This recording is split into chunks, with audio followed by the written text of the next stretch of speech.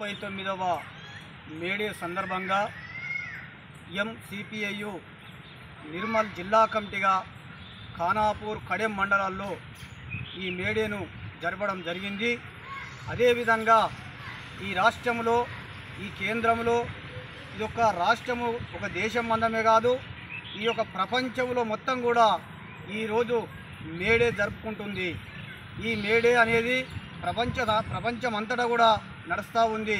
ఇది ఒక Congress, TRS, BJP పార్టీలు ఈ రాష్ట్రం ఈ దేశం మందమే నడుస్తున్నాయి. అదేవిధంగా ఈ యొక్క కమ్యూనిస్టు విప్లవం అనేది ఈ యొక్క ప్రపంచంలోనే మొత్తం ఈ ప్రపంచం అంతటా కూడా ఈ యొక్క కార్మిక దినోత్సవం అనేది జరుగుతూ ఉంది. ప్రపంచం అంతటా కూడా విప్లవ పార్టీ అనేది ఉంది, కమ్యూనిజం ఉంది. ఈ యొక్క ఆనాటి నుండి ఈనాటి వరకు చాలా ప్రజల కోసం పోరాడుతున్నటువంటి పరిస్థితి, పోరాటాలతోనే మనము ఇంతవరకు సాధించుకున్నటువంటి పరిస్థితి. కాబట్టి ఈ యొక్క రాష్ట్ర కేంద్ర ప్రభుత్వాలు ఈరోజు ప్రజలను ఇబ్బంది పెడుతున్నటువంటి పరిస్థితి, నిత్యావసర వస్తువుల ధరలు కూడా పెంచినటువంటి పరిస్థితి. అదేవిధంగా కగర్ ఆపరేషన్ పేరుతో నల్లగుట్టల్లో ఈ యొక్క తెలంగాణ, ఛత్తీస్గఢ్ బార్డర్లలో అనవసరంగా 25,000 మంది బలగాలు, పోలీసులు ఇదంతా అనవసరంగా అక్కడ ఉండి ప్రజాధనాన్ని వృధా చేస్తున్నారు. అక్కడ పాకిస్తాన్ బార్డర్లో మరి జరుగుతున్నటువంటి పరిస్థితులు అందరికీ తెలుసు, దేశమంతా తెలుసు, ప్రపంచానికి తెలుసు. అక్కడ 25,000 మందిని అక్కడికి పంపచ్చు కదా, ఆ పాకిస్తాన్ సైనికుల మీద బాంబులు వేయచ్చు, పాకిస్తాన్ మీద బాంబులు వేయచ్చు కదా, అక్కడ జరగకుండా భద్రత ఏర్పాటు చేస్తే బాగుండేది కదా. అక్కడ ఎందుకు జరిగింది?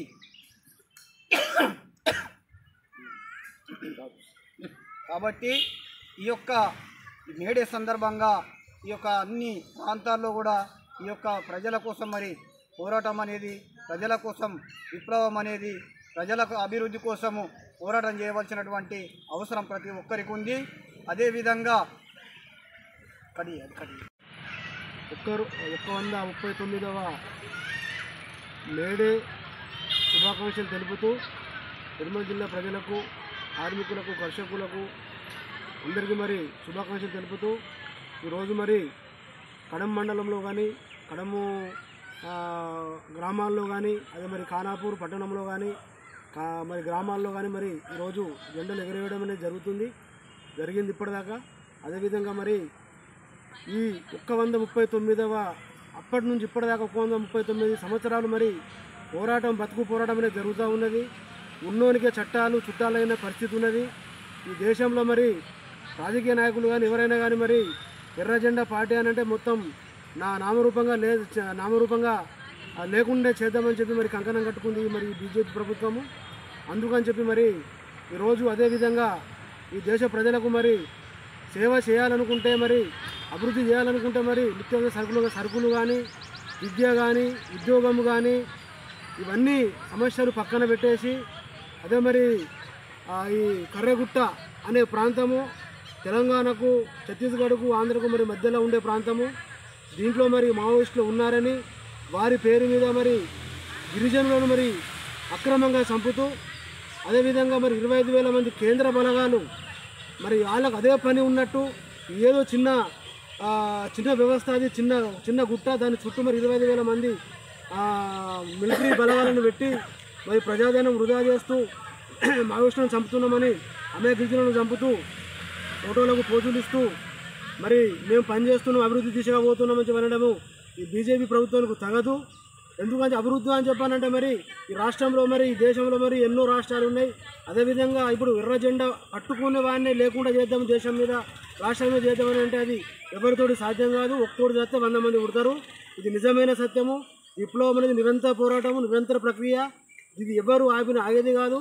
కాకపోతే కొన్ని రోజులు అలసట తీర్చుకొని మరి మళ్ళా ముందుకు ఊరికే అవకాశాలు ఉంటాయి. కాబట్టి దీన్ని తక్షణమే ఇప్పటికైనా కేంద్ర బలగాలు కానీ, కేంద్ర ప్రభుత్వం కానీ, రాష్ట్ర ప్రభుత్వాలు కానీ మరి దీన్నే తక్షణమే విరమించుకొని, అదేవిధంగా మరి వారు ఎవరైతే మరి శాంతి చర్చలు అని చెప్పి మరి వాళ్ళు ఇప్పుడే కోరుకుంటారు. మరి అమెరికా ప్రజలను చంపడం కాదు, మావోయిస్టుల పేదలు ఏర్వేత కరెక్ట్ కాదు.